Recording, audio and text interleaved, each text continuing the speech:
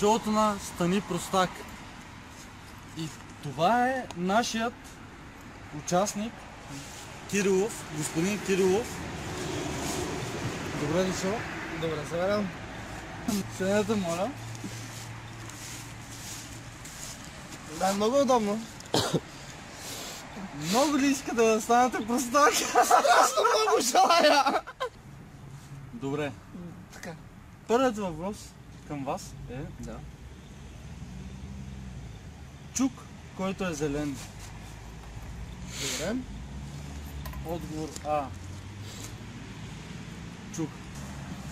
Отговор Б. Зеленчук. Отговор С. Тесла. Отговор Д. Не знам. Отговор Д ми се вижда логичен.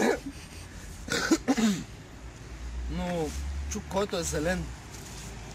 Струва ми се, че е Тесла. Маркирам Тесла.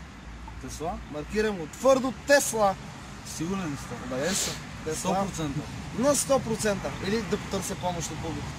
Няма да е нужно. Както искате. Тесла. Не, Тесла. 100% това е Тесла. Тесла е. Добре.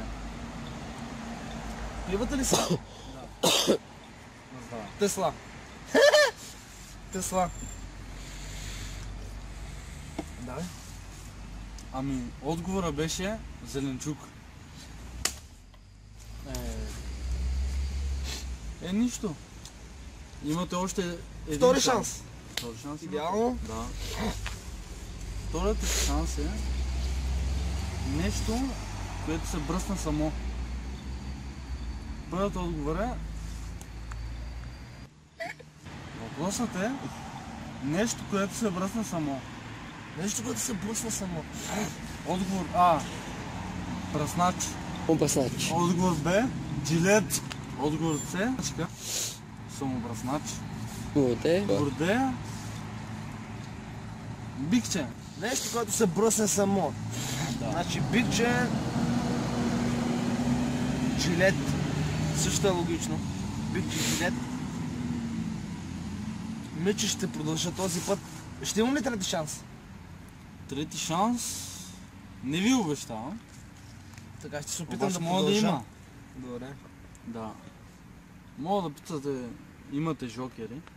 Да, Мога 50 на 50. 50 на 50. Искам твърдо 50 на 50. Добре. Твърдо. Къде е твърдото? Господин Кирилов, Да. на кой ще звънна? Ще звънна на Христо. Той е един мой приятел от Дасков. Стар приятел. Добре. С него бяхме в затвора. Да, Да. звънете. Добре. Тът. Ало? Ало! Христо! Ало, Димитро, какво правиш, бе? Ще трябва да отговаряш бързо, че имам 30 секунди. Казвай. Нещо, което се брусне само. Жилет. Да. Бикче. Самобръснач. Глава. Имаш 10 секунди. Глава. Твърдо. Твърдо глава. Твърдо глава. Добре, твърдо. Благодаря ти. Ами аз ще маркирам отговор Д. И мисля, че е вярен, защото...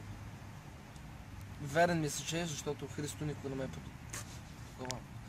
Никога не ме е такова. В смисъл не ме е такова абсолютно никога. Макар че сме били заедно в затвора. Д, отговор Д. Отговор Д. Трева. Глава. Отговор беше самобръснач. Господин Пак Кирилов, ще трябва да лежа в затвора.